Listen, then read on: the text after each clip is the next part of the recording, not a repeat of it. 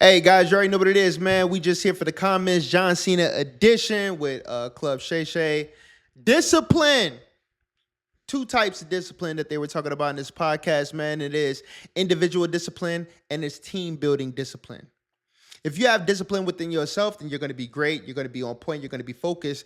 But at the same time, team building. Can you network? Do you play well with others? Can you get along with others? Can you help build upon something that's bigger than yourself? Can you add value to the team? And in his bodybuilding acumen and then working on sports teams and whatnot, John Cena took that into his life and transcended it into everything else that he does. And because of that, he thanks that type of discipline helping to catapult him in his career. You have a lot of people out there that may not be the easiest to work with. Attitude, not professional, not on time. You can see it in their everyday movements. I think there's a phrase and somebody coined one time, how you do one thing is how you do everything. And that is so true. I'm a type of individual that I may not always be on time, or sometimes I don't go to get to sleep on time. I just be so into my work and things like that. So first you have to be self-aware, right? Do you have good discipline? Do you have good self-awareness? Listening to this interview with John Cena and Shannon Sharp, he seems very, very aware of himself. Not full of yourself, but aware of yourself. Knowing you know what you excel in, you know what you exceed in, and you also know what you fall short of, how you could be better, the type of individual that you are. What are your standards? What are your morals? What are the things that make you tick? What are the things that you want? What are the things that you loathe? What are the things that you want to get better at? So when you hear about discipline, this is something that a lot of people miss when they think of these celebrities, these people that seem bigger than life, movie stars, action heroes, wrestlers, sports athletes, entertainers, what have you. The discipline. And this is also going to give a call back to why you have a lot of athletes who are super, super frustrated when you're talking about analysts who never played the game of sports or basketball or what have you, and then they speak upon the things that they do. Because listen, let me tell you something. Most of the time, you're going to have your outliers. You're going to have your people that come from rich families, rich backgrounds. Understand that. But most of the time, especially with a lot of first generation success stories and people who have accumulated mass wealth over time, the work and the discipline to not only get there, but to stay on top and survive mishaps, scandals, accusations, times in court, the judicial system, getting sued is a feat within itself. To be able to have the discipline to save, pay taxes, take care of your responsibility, pay your employees, do good business, make great investments, take care of the family, take care of your children, see what's coming in the future, surrounding yourself with the right team, being able to branch out and do different business dealings and networks. It is discipline. You have some people who complain and they work, and it's no disrespect. It's no disrespect. But seriously, you have some people who work a regular 9 to 5, have bills, and they complain.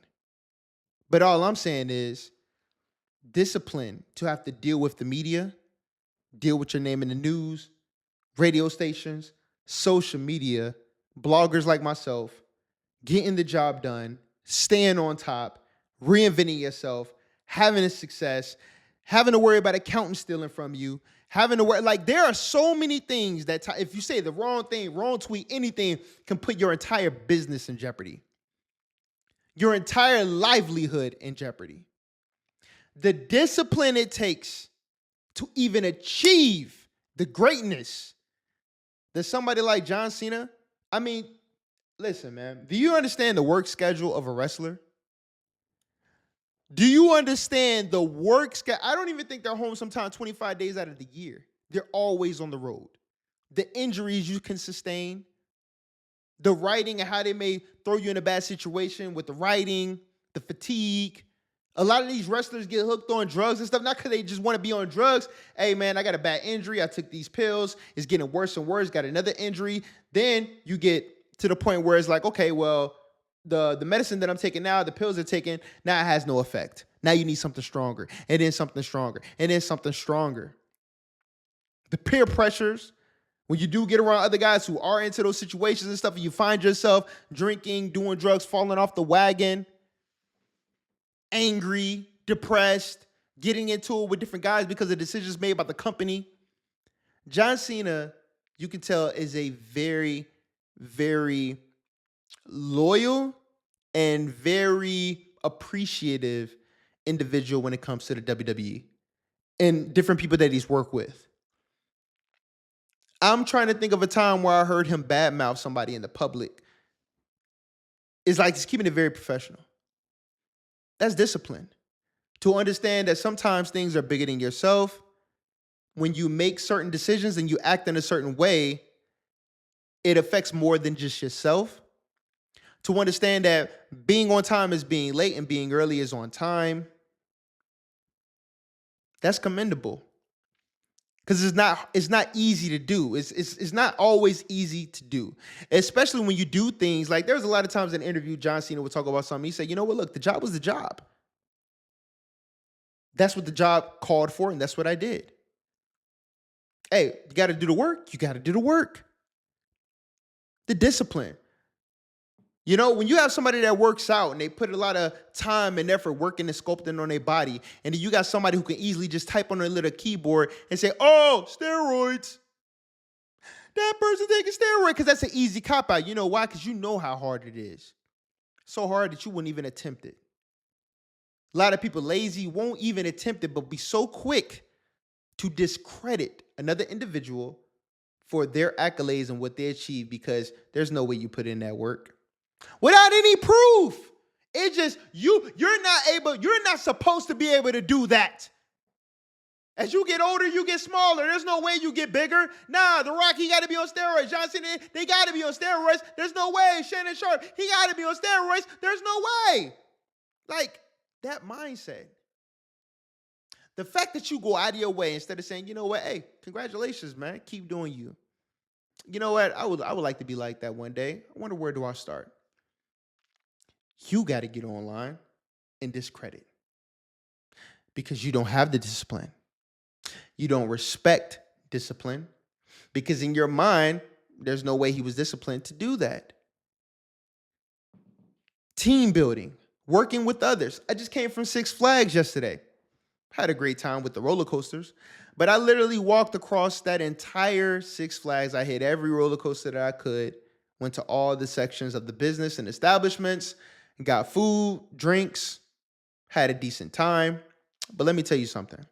I'm a type of person that, once again, I have worked 30-some odd jobs in my life. I know what it's like when you have to work in the heat. I know what it is to work when you feel underappreciated. And I know what it's like to work when you're getting paid minimum wage, sometimes less than that, and even getting paid under the table. So with that in mind, when I go certain places, I make it a point to say thank you, give a big smile. Hey, how are you doing today? You would have thought I was the employee, not the customer. I only got 5 people to treat me with respect and a very welcoming manner, with a smile, greeting. Hey, oh yeah, this and that. Everything else, dry, attitude, barely response. And it's, hey, how you doing today? What's your order? Oh, thank you. I would like the double cheese. Does it come with this? And does that come with that? Yeah, man. Yeah. Anything else? And I'm like, hey, man, you know what? I know you guys are having a hard day today. Look, I really appreciate you. Thank you so much, man. I greatly appreciate you. Thank you. No smile. No reciprocation. Because that person doesn't even have the discipline or the training to, no matter what, when I come into this job, I'm going to give it my best. When I come into that, you could have left with a tip, anything. When I come in here, I'm going to give it my best, no matter if I'm upset, no matter if I'm not feeling well, no matter what's going on. When I step in here, I'm here to provide customer service. I do the same thing. Okay? If I've done 4 shows, let's say I start in Atlanta, because I do my own artwork, as y'all can see right there. I make all these clothes and stuff like that. But let's say I do artwork, right? And I do an event. I drive from Atlanta and I go to Florida. And that's like a 5-6 hour drive. And I do 3 days and I set up a whole event by myself. It takes me like 3-4 hours to set up after driving 6-7 hours.